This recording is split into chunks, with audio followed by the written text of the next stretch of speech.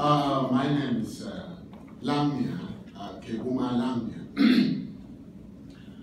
My topic is the social media telco presence theory of identity. So I formulated this theory after observing a few scenarios on social media and also attending conferences and taking part in social media. Marshall McLuhan, the Canadian scholar, the guru of communication, said human beings are going to be omnipresent in the electronic communication sphere. He has been venerated with the presence of social media platforms. If we are going to be omnipresent in the social media communication realm, what happened to our in-person, offline communication? We are in essence saying that there is a paradigm shift. Is that paradigm shift in crisis? Andrea Guzman has just published an article. She's a professor in the University of Chicago. Her article is about human being communication through machines. What happens to your tweet? What happens to your Facebook post when it is being mediated by machines? Is it still you? Is it still real? What about the paradox of algorithm, likes, and YouTube? In other words, it creates a challenge about identity formation. So the theory I'm formulating, which is tele-co-presence, starting from co-presence, like what we're having as co-presence, I can touch you. So when it is a virtual in-person or group communication, it becomes tele-co-presence. That tele-co-presence of identity is problematic. And I came up with this theory to create some resolution for us to come out with this puzzle. How do we achieve genuine trust with online communication? And Anthony Giddens, I'm sure we are all familiar with Anthony Giddens' structuration theory, which says that human beings communicate across social systems in place and time. Think about it. Communicators from Africa or Middle East who are already used to hierarchical relationship, a relationship where you have to respect an elder, a relationship where gender is segmented. How can that be preserved on virtual communication sphere? How can that be carried out? Again, the idea of how can that be carried out is because of Joyce Kimon's article, a professor in Idaho University, who says multiple identities are lurking on the internet, meaning that anonymity is also a given because of internet freedom. So how do I know that the other person on the other side who's receiving my message is actually the person that my message is intended to? Bear with me. The fact that you're on Snapchat, the fact that you're on Twitter, on LinkedIn, and you think that you're having a direct in-person communication with another person, you may be wrong, because somebody may be lurking behind, recording your message, listening to your message, but you'll be hearing the voice of that person, thinking that you're talking to that person. That is a question of identity. So from a Freudian psychocognitive perspective, how do you satisfy yourself that you are talking to Mr. X, whereas the other X is listening to your message at the end? This is what is giving room for cyberbullying, whereby people are being affected in the real world for what they posted on virtual communication sphere. So, my theory is anchored on the issue of genuine trust. And genuine trust, according to me, can only come about what Schlesman Tango called user-generated tags. And let me give you an example. Somebody sends me a Facebook posts and wants to friend me on Facebook, do I just accept? How do I know that I know that person? So I came up with a technique that I will not just accept a friend on my Facebook until I have a priority relationship with that person. How do I create an priority relationship with that person? If he is in London, in Paris, in Morocco, and he says, no, I knew you, we grew up together, you are my friend. But I see the male, the name look like female, and at the same time the post look like male. How do I get this user generation tag in order to have a genuine communication and expose myself? And by the way, remember, self-disclosure in the in-person sphere is quite different from self-disclosure in the virtual sphere. So I had to come up with a technique. I will now use a lingua franca. I use pidgin, I use a language, I use a kind of jargon that we grew up using, and then I send to the person. If the person does not react using those user generation tags, then I know that person doesn't know me. And that's how I have been able to filter those who are lurking on the internet with anonymous identity and those that I can carry out genuine communication with. And let me give another example. This happened to me. I thought that the person I was actually talking with in South Africa was somebody I knew at the conference I went to in Canada. And I divulged a lot of information. I sent a lot of information. Only for me to know that it was spam. I was being scammed. That is what made me now to come up with this theory.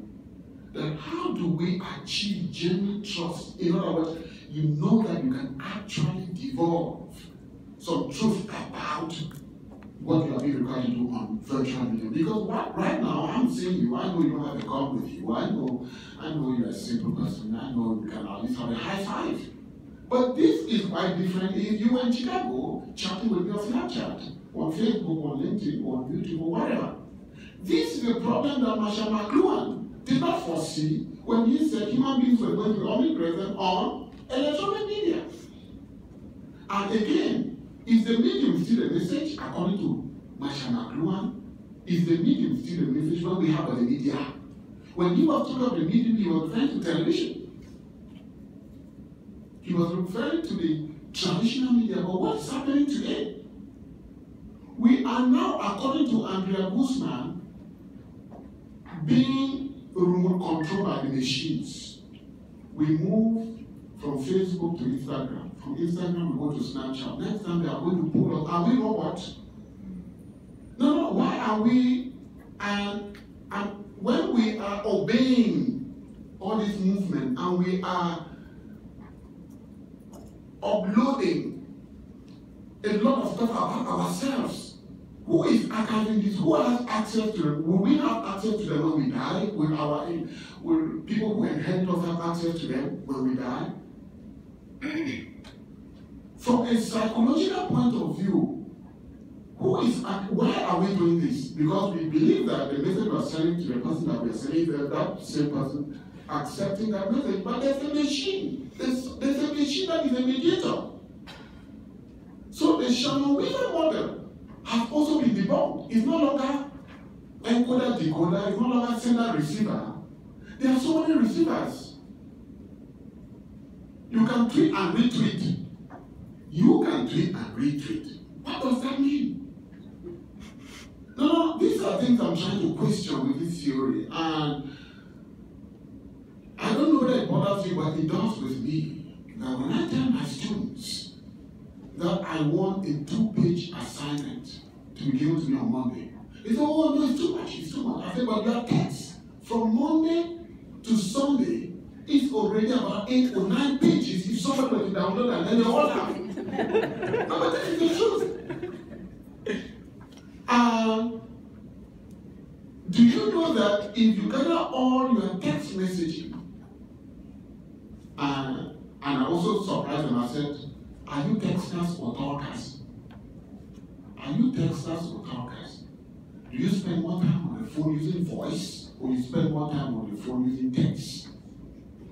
All right, one of my students said, look, when my girlfriend calls me on Friday, or when I call my girlfriend on Friday, what are you doing? She replies, what do you mean, what am I doing?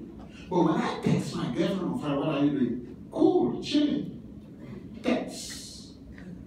This gives us the impression that there's some kind of politeness through texting.